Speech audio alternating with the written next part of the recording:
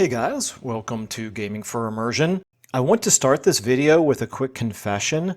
Back when I started this channel, I thought I would add to the Total War community by sharing my ideas of different outside-the-box ways of playing the game that I thought would help some of you get more enjoyment from it. But what I didn't properly appreciate was how much the reverse would be true. Time and time again, you guys have made suggestions or taught me things that really improved my enjoyment of the game. I should be paying you. I'm not going to, but I should. Anyway, this video is an example of what I mean. We're going to talk about an outside-the-box use of the endgame crisis mechanic that one of you suggested that is just brilliant. Some of you already know where this is going, probably. I'll put a timestamp in if you want to jump to the suggestion without listening to a little bit of context first. Back when CA first introduced the endgame mechanic, I had very mixed feelings about it. On the one hand, Warhammer 3 desperately needed something to make it more challenging because even the highest difficulty settings and all the AI cheats weren't cutting it. So I appreciated that the developers recognized the problem and tried to do something about it. On the other hand, they did it in just about the laziest way possible. Instead of organically making the campaign more difficult with AI factions playing smarter or at least more aggressively, they did nothing about that and instead just dumped this arbitrary mechanic of godlike cheats on one race at a given point in the late game just to give the player the challenge of being overwhelmed. I guess they were going for more flavors of the original Chaos Invasion mechanic, which was great from a theme perspective, but doesn't really make sense for races that have been in the game all along. Anyway, so the difficulty curve of the game goes from good in the beginning, at least for some factions, unfortunately too many of them are too easy even at the start, to tediously easy throughout the mid-game until the crisis kicked in, and then potentially, depending on the proximity of the supercharged race to your kingdom, briefly hard again. Again, better than nothing, but not exactly the holistic change many of us were hoping for. Personally, I tended to leave the in-game crisis turned on, but left it at the basic default settings. I really did not engage with it much and accepted the risk that it would sometimes add value to the campaign and at other times just turn into a real nuisance, particularly because I almost always play with mods that slow everything down, so I'm often not really steamrolling by turn 100 when the crisis potentially kicks in. All that changed a week ago when one of my brilliant followers made an amazing suggestion on my All About Difficulty video. Shout out to Old Man Skiles, who said, "The only time I've found in-game crisis fun is when I use it early, set it to activate on 10 to 20 turns, and weak, and use it more as a campaign theme. They activate in early or mid-game and set the tone throughout, tougher than they would be in normal play, giving a little more challenge when facing that enemy." So I tried it. And the rest of this video is that example and how it plays out in a campaign. Here are the settings I used.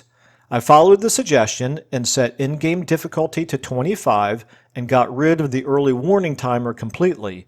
Incidentally, this either doesn't work or doesn't work the way I expected it to, because I still got a warning several turns before the crisis itself. Whatever, not a big deal. I turned off trigger on long victory and set the timer range to as early in the game as they'll go. These settings are what I recommend to anyone else interested in trying this, keeping in mind a disclaimer that I'll add in just a minute.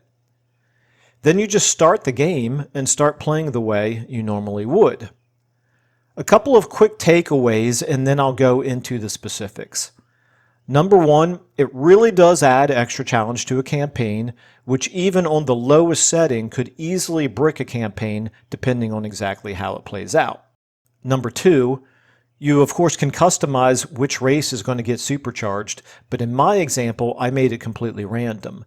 Depending on what you're going for, though, if you're playing an Order faction, for example, you may want only one of the chaotic races to trigger, or vice versa.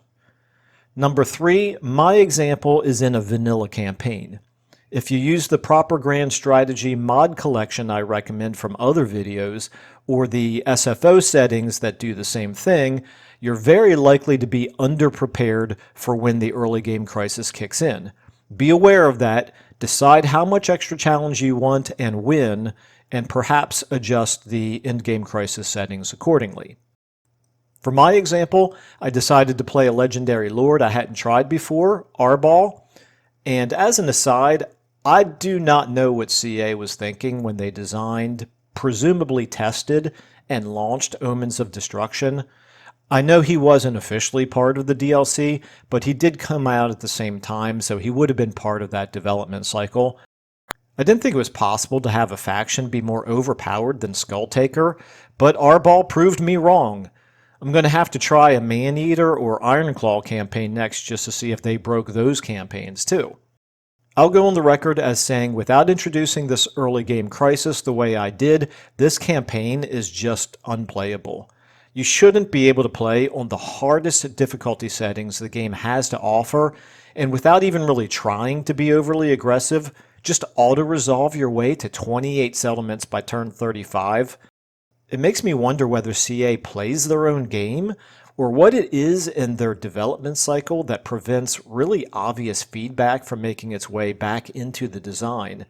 But that's a much bigger topic for another time. So exactly what happened? Here we are at the start, nothing out of the ordinary for the first handful of turns, which for me playing as Arbal was pretty fun until I realized just how ridiculously overpowered this guy is. Then it turned into Joker-esque random death and destruction while I waited for the crisis to kick in. And here we go. I got my Vermintide warning on turn 12. I was not disappointed to see Vermintide. It's a classic crisis that turns the Skaven into a great bugaboo that thematically fits into just about any Legendary Lord campaign. Then the crisis itself kicked in on turn 22, 10 turns after the warning. Again, I thought I turned off the warning completely, but whatever. Interestingly, I had not even encountered the Skaven properly by this point, so thematically, it was more like hearing rumors of an underground race of ratmen, but not really believing it until suddenly they boil forth from the ground in overwhelming numbers that no one can escape. Just absolutely perfect. And what really hammers the point home and brings everyone to reality is something like this. On turn 35, we all hear the news that mighty Thorgrim Grudgebearer has fallen, along with his kingdom. Wow, maybe it's time to take these rats seriously. So here we are a little bit later. Arbal has just confederated Skarbrand, so we're sitting on an empire of 28 regions, and now we're face to face with two of the supercharged Skaven factions. Clan Moulder and Throt the Unclean up in the north, and Clan Moors and Queek Headtaker in the south. They vastly outpower us in the relative faction rankings, which makes this campaign much more interesting moving forward. Like I said, without this early game crisis kicking in, this campaign would have long since turned into tedium, so this is the only thing making me want to keep going. I realize Arbal is an extreme example, so if you're playing as a weaker lord or just one with a slow start, you may want to adjust your settings to have the early game crisis delayed a bit or something similar. What I like about this option is that it happens early enough in the campaign that it doesn't feel as immersion breaking as the normal late game use of the crisis. A race doesn't go from sitting there doing nothing all game long and then suddenly explode with a population growth, but rather gets a more modest boost early enough in the game that you may not have even encountered them yet, so it doesn't feel unimmersive even though it's still the same basic mechanic. Anyway, you get the idea. Looking at this in-game crisis in a new light definitely made this campaign more compelling, and it saved me 80 turns of tedium waiting for the crisis to trigger. Once more, this is an extreme example, but hopefully you can see the possibilities for your own campaigns. Let me know what you think, and once more thanks to Old Man Skiles for opening my eyes to this trick. With that, I'll wrap this up by opening things up for discussion. Leave any thoughts, ideas, questions, or more suggestions in the comments section below. Thank you so much for watching and listening, and I will see you in the next video.